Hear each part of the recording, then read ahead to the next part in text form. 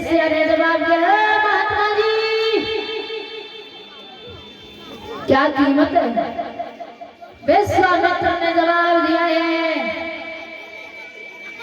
उम्र में कोई अंतर नहीं, पर अंतर है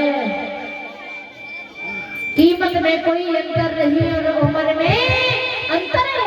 तो जवाब दिया है कि इस स्त्री का क्या काम है, इस स्त्री को हम खरीद लेंगे। तो जवाब दिया, इस स्त्री की कीमत है 20 लाख सोना। आज विश्वामित्र ने जैसे ही मैंने शब्द कहे, वैश्या जो रहे वो चली सोना लेने के लिए। इधर तारा जो रहे प्रभु से आस लगा रही है, कहे हे प्रभु अगर मैं इस वैश्या के साथ में मिल गए तो हमारा धर्म नष्ट हो जाएगा। और भगवान ने एक चील का रूप धारण किया और उस वैश्या के हाथों से वो सोना छीन कर चले गए। वैश्या श्रम की वजह से नहीं आया। तब तक एक कालू नाम का मेहतर आ गया और उसने हरिश्चंद्र को 20 बार सोना दे करके खरीद लिया। वहीं पर ब्राह्मण देव आ गए और ब्राह्मण ने 40 बार सोना दे करके रानी तारा और रोहितास को खरीद लिया है।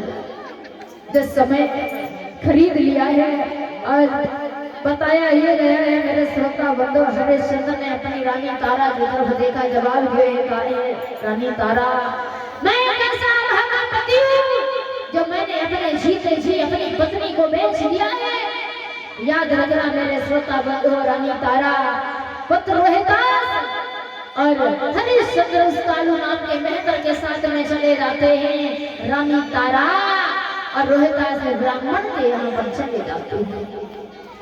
बताया ये गया है हरिश्चंद्र जो थे परीक्षित महाराज, कालू नाम के मेहतर ने एक होटल नियुक्त कर दिया था और कहा था हम तुम्हारा धर्म नष्ट नहीं करेंगे, तुम राजा इस होटल से तुम भोजन खाते रहना। लेकिन परीक्षित महाराज हरिश्चंद्र ने एक भी दिन पेट भर के भोजन नहीं मिला। यही विश्वामित्र कहीं लगड़े का रूप धारण करके आते हैं, कहीं अंधे का रूप धारण करके आते हैं। ऐसे 27 दिन हो गए हरिश्चंद्र को भोजन ग्रहण करने के लिए नहीं मिला। एक दिन हरिश्चंद्र से कालू नाम के मेहतर ने जवाब दिया, हरिश्चंद्र चले जाओ, दिन प्रतिदिन तुम कमजोर कैसे होते जा रहे हो, जाओ नदी से जल को भर के लाना। लेकिन बताया गया है परीक्षित महाराज विश्वामित्र चले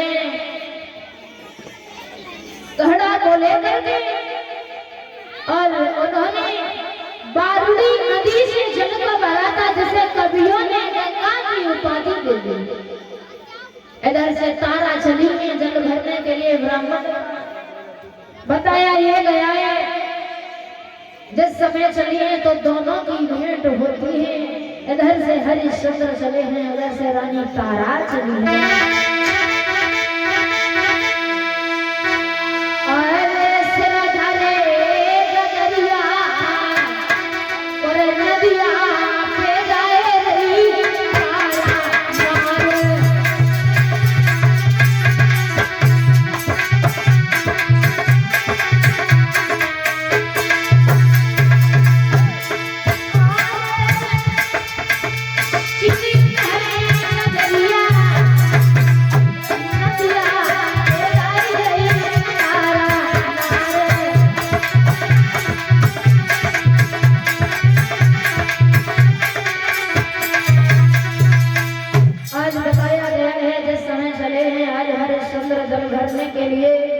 याद रखना मेरे श्रोता बंधुओं, जब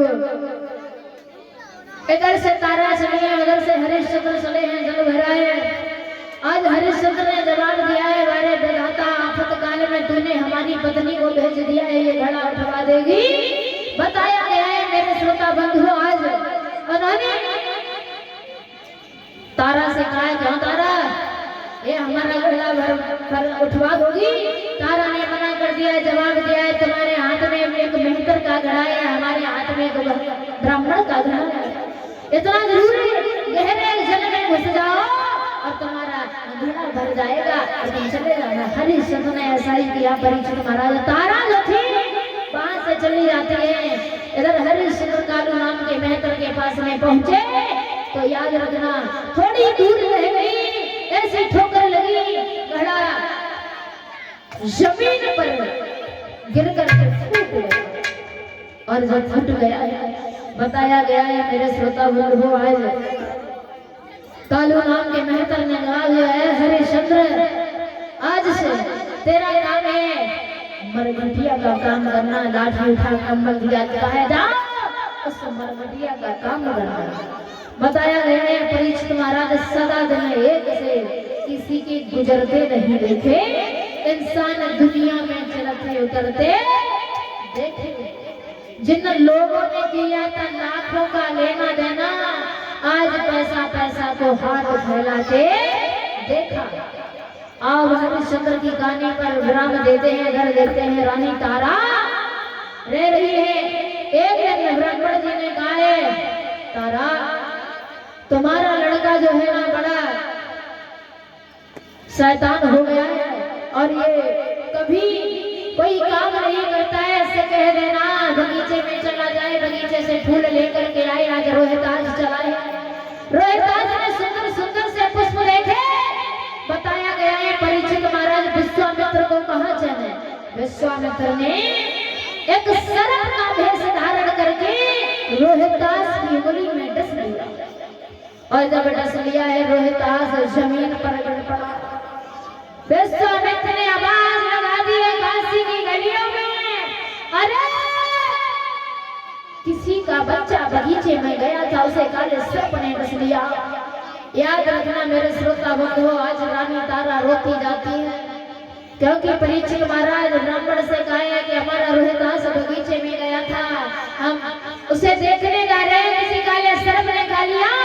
ब्राह्मण ने जवाब दिया तारा ऐसे नहीं जा सकती। बोले क्यों? कब जाएगी? पहले भोजन बना, ठाकुर जी का भोग लगा तब जाओ। बताया गया है परीक्षित महाराज सच कहा गया है कि पराधीन सपने सुख नहीं,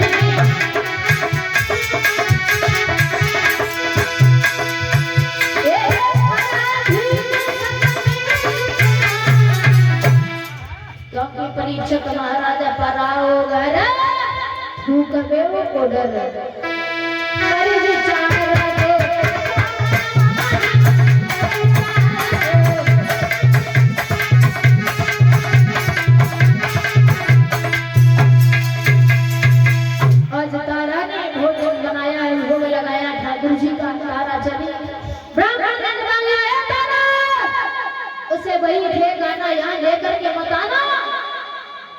तारा गई है बगीचे में। रोहितास को देखा, आंखों में आंसू आ गए। विचार दिया किया है कि मेरा रोहितास इस दुनिया से जुदा हो गया, एक ही सहारा बचा था। तो बताया ही गया है कि गुलशन में तारावती और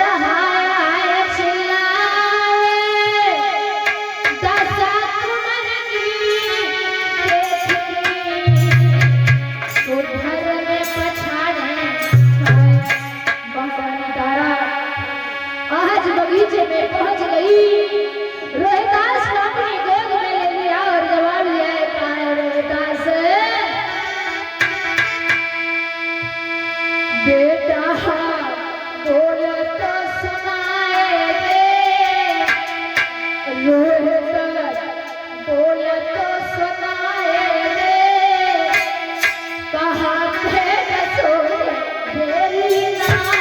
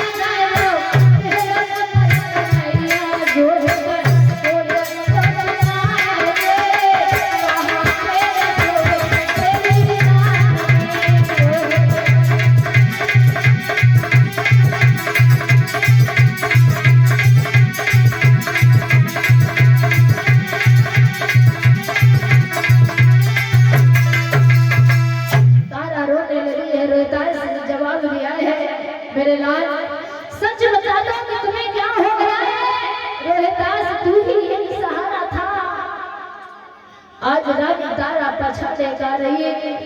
क्या गुजरती होगी उस माँ के दिल पर, जिस माँ का सारा राजपाट लुट गया हो, पति भी छिन गया हो, एक औलाद बच्ची को परीक्षित महाराज है वो भी उस माँ से जुदा हो गई हो। क्या गुजरती उस माँ के दिल पर। आज रोहितास ने जवाब दिया कहे भैया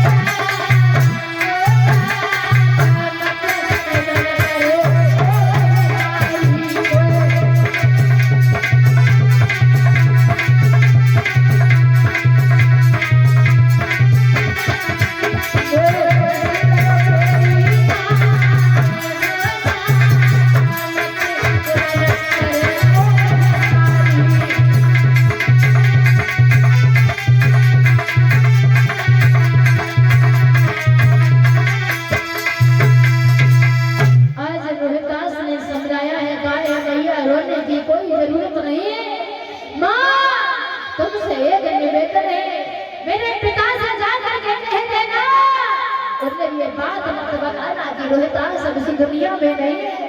आज रानी तारा बगीचे में पछाड़े खाती है, कहीं रोहितास के मीठा लेती है, कहीं कुछ करती है, गाने कर रही है तेरे अलावा इस दुनिया में मेरा कोई नहीं। आज रोहितास ने जवाब दिया है मैया रोने की जरूरत नहीं है, क्योंकि तुम्हें नहीं मालूम है माँ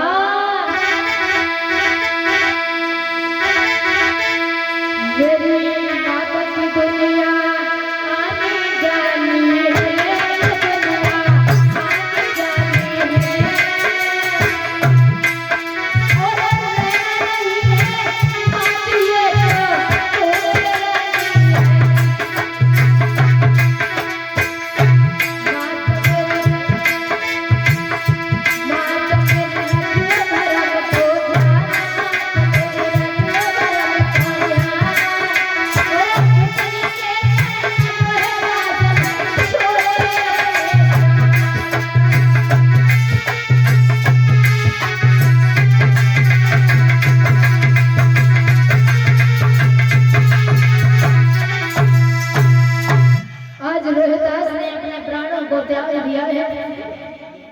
आज तारा पछाड़े खाने लगे है, बगीचे में आए बेटा कह करके बगीचे में वो मैया भिलक रही है।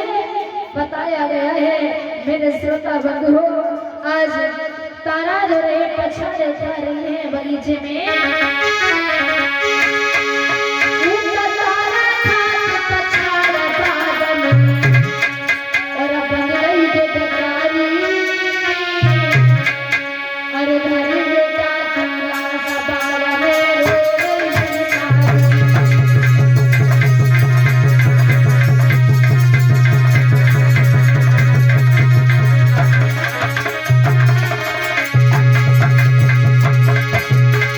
अरे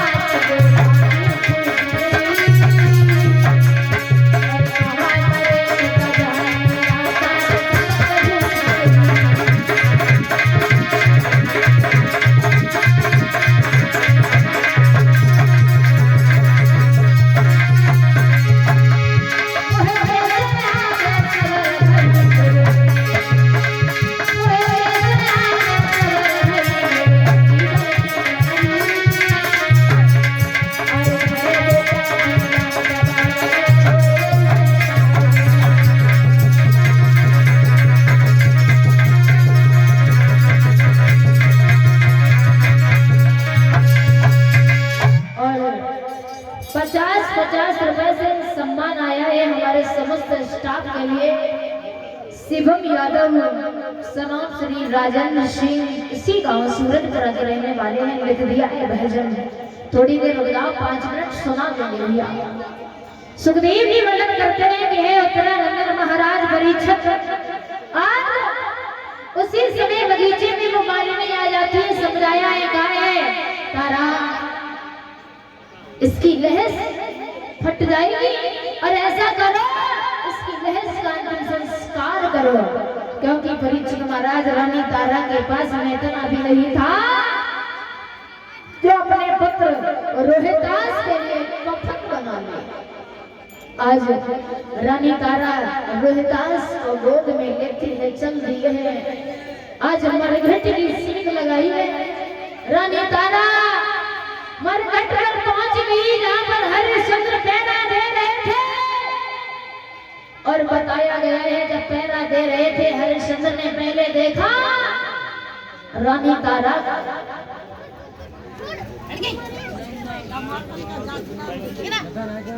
और 50 रुपए से सम्मान आया है सुरेश पाल बाबा जी, जो ये अशोक नगर के रहने वाले हैं, लिख दिया है भजन। 5 मिनट सुना देंगे। आज बताया गया है भैया, ऐसे ही हरिश्चंद्र ने देखा है पहले तो परीक्षित महाराज बहुत रोए अपनी रानी को देख कर। रोहितास को देखा पछाड़ खाने लगे। रानी तारा ने जवाब दिया है महाराज इस रोहितास की लहस का अंतिम संस्कार कर दो।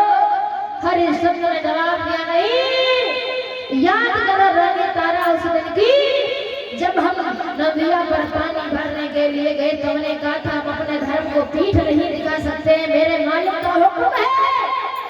आज मेरे मालिक का ये हुक्म है, हम बिना कर टका के ये लहस का अंतिम संस्कार नहीं करेंगे। उन्होंने आधी साड़ी फाड़ी रोहितास का कथन बनाया है, लहस का अंतिम संस्कार किया। लेकिन परीक्षित महाराज आज रानी तारा का शरीर पर इतनी जिद होती नहीं है कि अपने इज्जत को बचा ले। एक मंदिर में जाकर के लेट गई और विश्वामित्र को चैन नहीं, तो विश्वामित्र ने छोटे छोटे मासूम बच्चे उस मंदिर में लिटा दिए मार करके।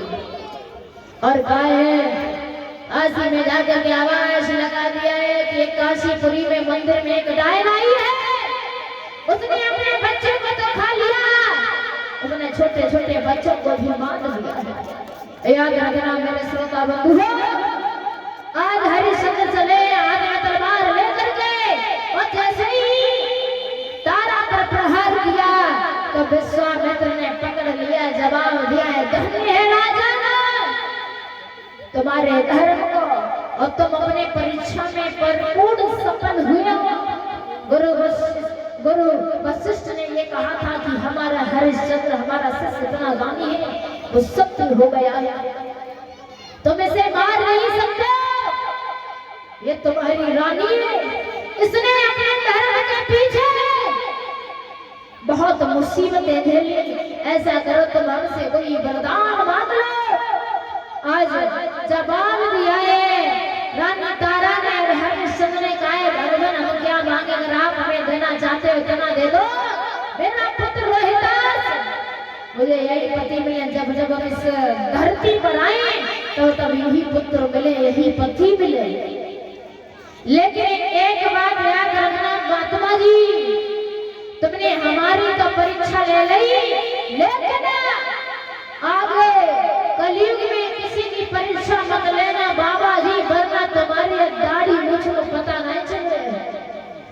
आज विश्वामित्र ने काशीपुरी का भी राजा बना दिया और उनका राज्यपाठ वापस कर दिया, क्योंकि परीक्षित महाराज इस कहानी से क्या शिक्षा मिलती है, जीत सत्य की होती है, लेकिन कब मुसीबतें झेलने के बाद इस कहानी से ये शिक्षा मिलती है।